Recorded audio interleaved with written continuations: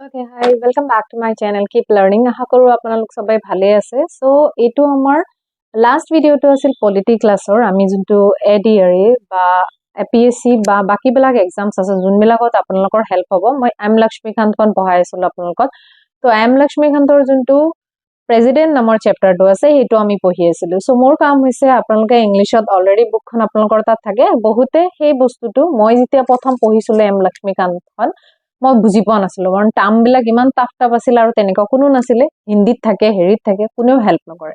so সেইকাৰণে মই decide কৰিছো লাক্ষ্মীকান্তখন বহুতেই ভাল বুক হয় APSc হওক DME হওক বা যিকোনো ধৰণৰ এক্সাম হওক আপুনি তাৰ পৰা কোৱেশ্চন থাকিবই থাকিব আৰু তাৰ পৰা কোৱেশ্চন আহে সো সেইকাৰণে প্ৰথম পাৰ্টটো আপোনালোকে যে হোৱা নাই মোৰ ডেসক্ৰিপচনত মই প্ৰথম পাৰ্টৰ ভিডিওটোৰ লিংক দি দিম আমি ইয়াত কি কৰি আছো মই যেনেকে বেলেগে PDF দি দিয়ে সেইখিনি আপোনালোকৰ তাত অলৰেডি আছে কিতাপ বা ৰিসোৰ্সেস সো মই ট্ৰাই কৰি আছো যাতে আমি অসমীয়াত মোৰ ভিডিওটো অনলি শুনি আপোনালোকে বস্তুবিলাক শৰ্ট নোট মানে ফ্লো চাৰ্ট হিচাপে অলপ শৰ্ট কে লিখি থব পাৰে আৰু গোটেই চেপ্টাৰখন আপোনালোকৰ কমপ্লিট হৈ যায় সেইটোৱে মোৰ এই ভিডিওবিলাকৰ বনোৱাৰ মোটিভ আদাৰৱাইজ লক্ষ্মীকান্তৰ বিভিন্ন সেশন হিন্দীত আছে আৰু PDF আপোনালোকৰ তাত আছে আৰু ৰিটেন সোৰ্সও বহুতৰ তাত আছে কিন্তু কোনেও বুজাই বা আপোনালোকক এক্সপ্লেইন কৰি দিবলৈ হেনেকুৱা এটা বস্তু সোৰ্সেস নাই সো সেইকাৰণে হোল কমপ্লিট সিৰিজ অফ লক্ষ্মীকান্ত এইটো আমাৰ সেকেন্ড ভিডিও সো মই সোনকালে উইদিন মানে 10 ডেজত মই এইটো কোর্স কমপ্লিট কৰিব ট্ৰাই কৰিম এইটো আমাৰ টাৰ্গেট হয় যি সকলে APSc নেক্সট 70 মাৰ্চত দি আছে তেখেতসকলৰ কাৰণে উইদিন 10 ডেজত কমপ্লিট হৈ যাব যদি আপোনালোকে মোৰ লগত পঢ়ে 10টা ক্লাস লম আমি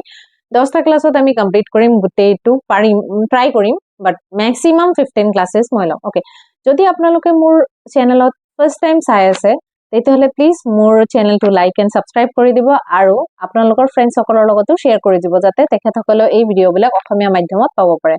আৰু আপোনালোকে বেল আইকনটো দবাই দিব যোনটো ইয়াৰ আপোনাৰ সাবস্ক্ৰাইব বাটনটোৰ লগতে থাকে আৰু ক্লিক টু অল কৰি দিব যাতে মোৰ ভিডিওৰ নটিফিকেশন বিলাক আপোনালোকে প্ৰথমতে পাব পাৰে ওকে প্ৰিভিয়াস ক্লাছত আমি পঢ়িছিলো যে প্ৰেসিডেন্ট কেনেকে হয় প্ৰেসিডেন্সৰ ইলেকশন কেনেকে হয় এলিজিবিলিটি ক্ৰাইটেৰিয়া কি থাকে এইটো ক্লাছত আমি সেকেন্ড পাৰ্টটো পঢ়িম প্ৰেসিডেন্সৰ এক্সিকিউটিভ পাৱাৰ ফাইনান্সিয়াল পাৱাৰ কি ক্ষেত্ৰত তেখেতৰ গভৰ্ণৰতকে বেলেগ পাৱাৰ বা CM ৰ কোনখিনি ওভাৰভিউ কৰে সেইখিনি আমি আজি পঢ়িম ওকে আজি স্টাৰ্ট কৰো হা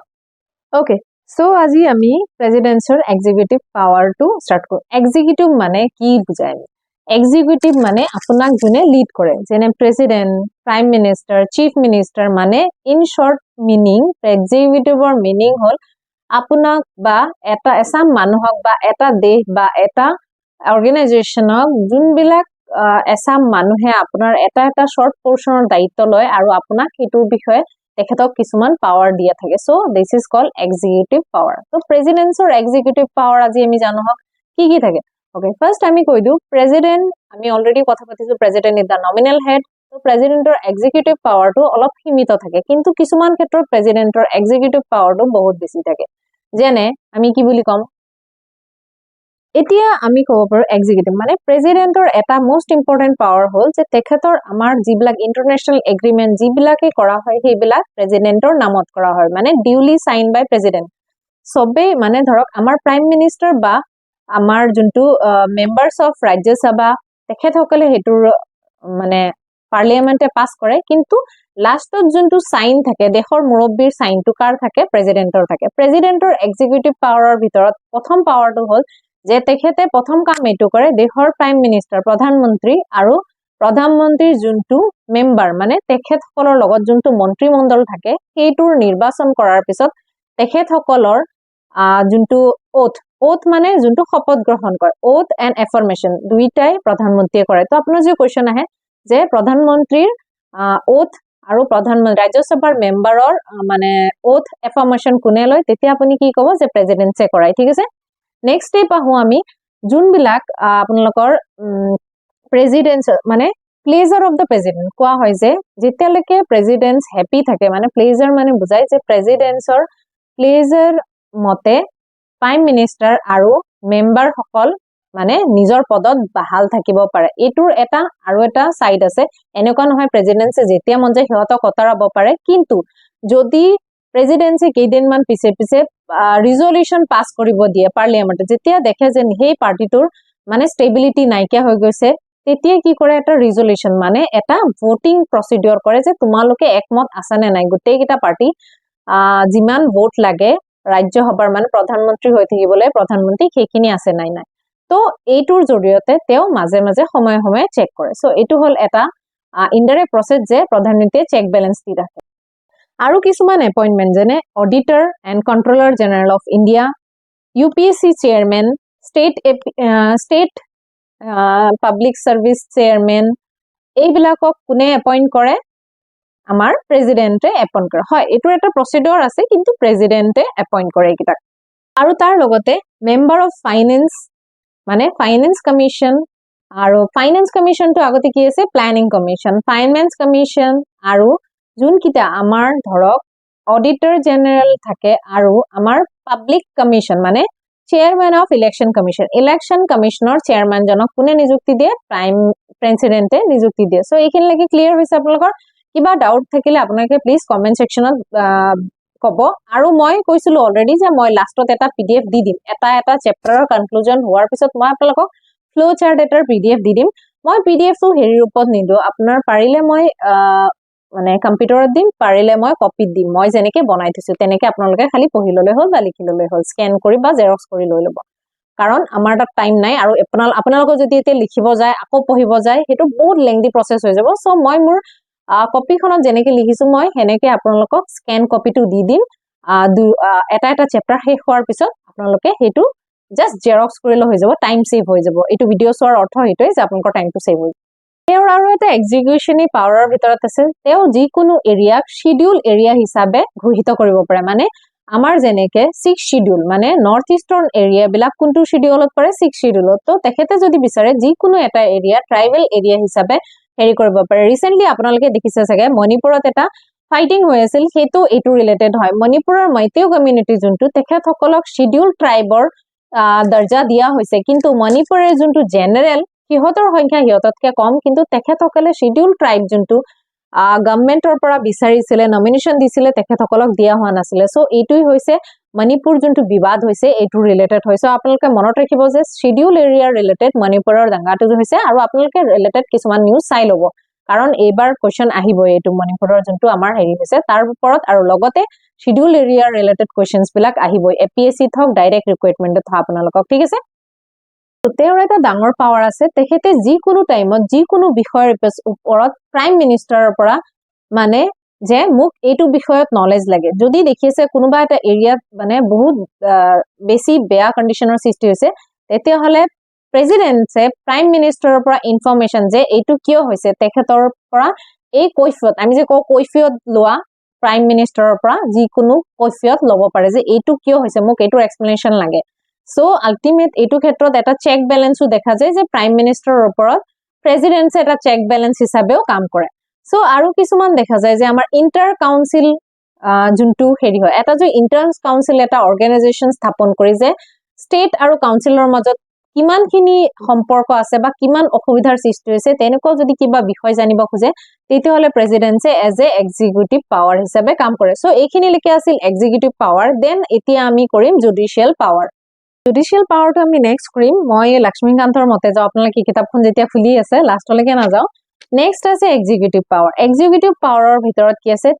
প্ৰেসিডেন্টে যিকোনো টাইমত ৰাজ্যসভা বা লোকসভা ডিজলভ কৰিব পাৰে কেনেকুৱা কন্ডিশনত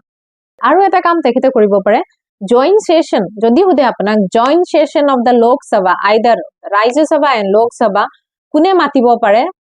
কিন্তু হেতু হেডেড বাই স্পিকাৰে হ'ব তেতিয়া আনসাৰটো কি হ'ব প্ৰেসিডেন্ট এটো প্ৰেসিডেন্টৰ এটা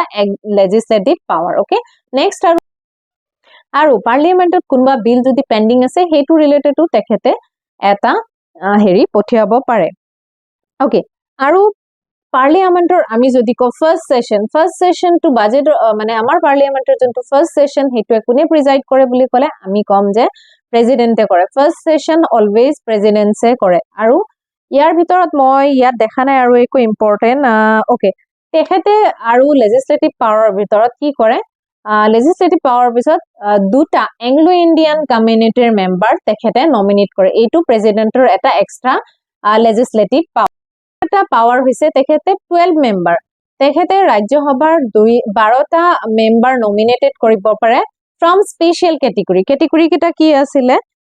কেটেগৰী কিটা হ'ল আপোনালোকৰ মানে বিশেষ নলেজ থাকা যেনে আৰ্ট সায়েন্স ফিল্ডছ এনেকুৱা ফিল্ডৰ পৰা বিশেষ নলেজ থাকা 12টা মেম্বাৰ তেখেতে নমিনেট কৰে এইকিটা কি কয় নমিনেটেড মেম্বাৰ অফ ৰাজ্যসভা বা নমিনেটেড মেম্বাৰ অফ কি কব আৰু ৰাজ্যসভা কি নামেৰে জনাজাত কৰা হয় প্লিজ আপোনালোকে কমেন্ট সেকশনত মোক জনাব okay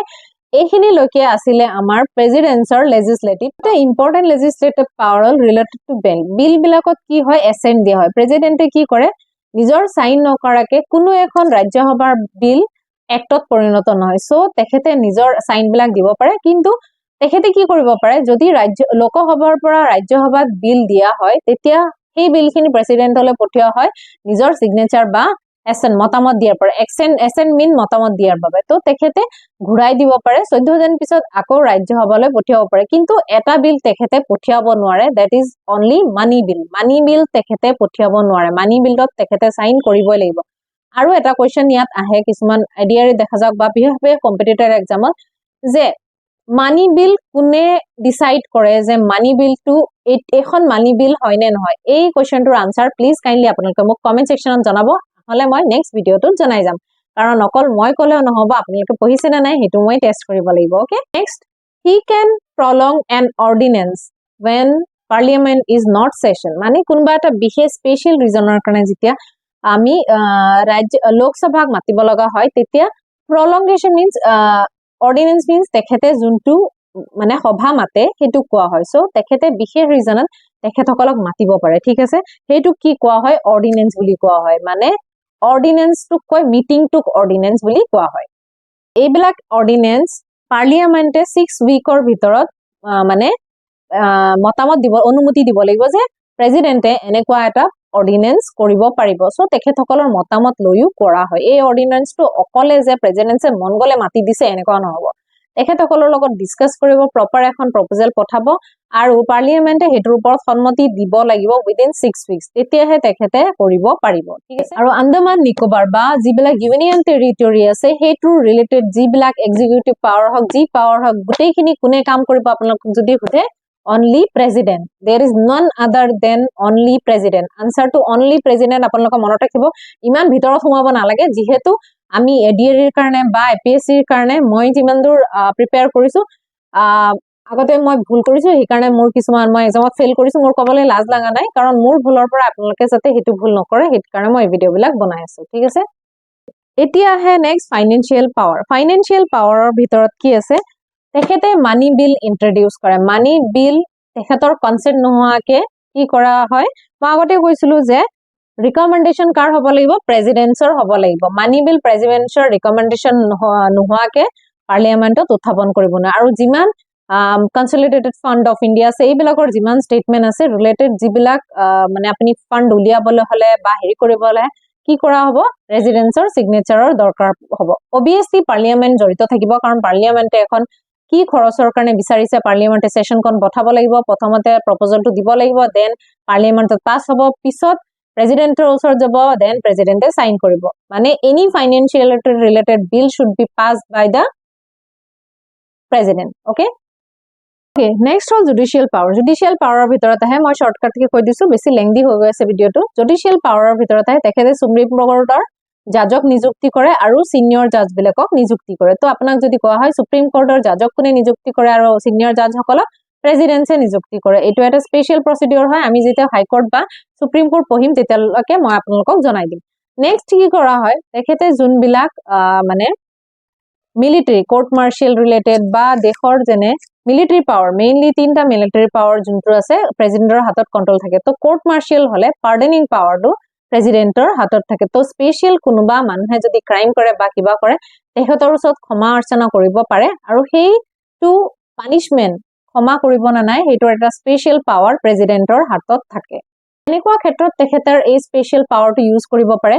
union গভৰ্নমেন্টৰ against union territory related কিছুমান পানিশমেন্ট যদি আছে হেটো related court martial means navy army আৰু যোনটো আমাৰ ডিফেন্স আছে মানে ল্যান্ড এয়াৰ আৰু নেভি মানে সাগৰৰ ক্ষেত্ৰত যিবিলাক আমাৰ নাও সেৱা আৰ্মি আৰু এয়াৰ হে বায়ু সেনাৰ এগেইনষ্টত হেৰি কৰিব পাৰে যিবিলাক কেছ অল দা কেसेছ মানে আমাৰ ইণ্ডিয়াৰ ভিতৰত যিকোনো কেছ য'ত মৃত্যুদণ্ড দিয়া হয় সেই মৃত্যুদণ্ডৰ পাৰ্টিয়ে যদি প্ৰেসিডেন্টৰ উত্তৰত এটা স্পেশাল ক্ষমা অৰ্চনা কৰে সেইটো প্ৰেসিডেন্টৰ হাতত অকল পাৱাৰ থাকে যে তেখেতে ক্ষমা কৰিব পাৰিব সো এই তিনটা পাৱাৰ হৈছে special power of pardoning power of presidents okay তো আমি এটো ডিটেইল বিলাক পিছত জানিম এটা এটাকে কি পাৱাৰ আহু জানো এটা হৈছে প্ৰেসিডেন্ট ৰুল টু কিমান হয় 365 আৰু 356 নেক্সট আছে আমাৰ ফাইনান্সিয়েল ইমাৰ্জেন্সি ওকে আমাৰ দেহত এতিয়ালৈকে কেতিয়াবা ফাইনান্সিয়েল ইমাৰ্জেন্সি হৈছে নেকি ফাইনান্সিয়েল ইমাৰ্জেন্সি টু হৈছে আমাৰ 360 সো ইণ্ডিয়াত প্ৰেসিডেন্সিয়েল ইমাৰ্জেন্সি কিমান টাইম হৈছে প্লিজ আপোনালোকে কমেন্ট সেকশনত মোক জনাব এটো আপোনালোকৰ হোমৱৰ্ক হয় আৰু financial emergency okay financial emergency টু মই কৈ দিছো আমাৰ দেশত এতিয়ালৈকে ফাইনান্সিয়েল ইমাৰ্জেন্সি হোৱা নাই ৰিসেন্টলি ফাইনান্সিয়েল ইমাৰ্জেন্সি ক'ত হৈছিলে শ্ৰীলংকাত হৈছিলে ওকে শ্ৰীলংকাত ফাইনান্সিয়েল ইমাৰ্জেন্সি হৈছিলে কিন্তু আমাৰ ইণ্ডিয়াত এতিয়ালৈকে ফাইনান্সিয়েল কোনো ইমাৰ্জেন্সি হোৱা নাই প্ৰেসিডেন্সিয়েল ইমাৰ্জেন্সি হৈছিলে during the reign of Indira Gandhi তো আপোনালোক মোক জনাব যে কোনটো টাইমত হৈছিলে সো আজি আমাৰ প্ৰেসিডেন্টস হে মই নেক্সট এমসিকিউ সেশন টু লৈ আহিম আপোনালোকৰ লগত আৰু পিডিএফ খিনি মই কালি শেয়াৰ কৰি দিম এইটো সেশনত নহলে ট্ৰাই কৰিম আজি শেয়াৰ কৰিব থ্যাংক ইউ আপোনালোকে যদি মোৰ ভিডিও বিলাক চাই উপকৃত হৈছে নিজৰ ফেলো ফ্ৰেণ্ডলৈও প্লিজ শেয়াৰ কৰিব যাতে তেখেতসকলে মোৰ ভিডিও খিনি চাই লাভান্বিত হয় আৰু আজি ইমানেই আপোনালোকে প্লিজ মোৰ ভিডিও বিলাক লাইক এণ্ড সাবস্ক্ৰাইব কৰি যাব থ্যাংক ইউ সো মাচ আৰু কিবা ভুল হলে ক্ষমা কৰি দিব থ্যাংক ইউ